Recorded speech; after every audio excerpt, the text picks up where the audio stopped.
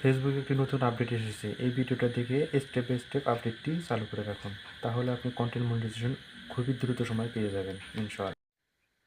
অবশেষে ফেসবুক সবার মনের আশা পূরণ করে দিল ফেসবুক। সেজন্য আপনি প্রথমে চলে আসুন আপনার প্রোফাইল ড্যাশবোর্ডে। আসার পরে আপনি মনিটাইজেশনে ক্লিক করুন। এই যে এখানে দেখুন, বেশ কিছুদিন আগে আমরা একটা সাবমিট ফর্ম করেছিলাম। তার পরবর্তীতে এখন নতুন একটা আপডেট এসেছে, জয়েন চ্যালেঞ্জ। এখানে ক্লিক করুন, সি মোরে ক্লিক করুন।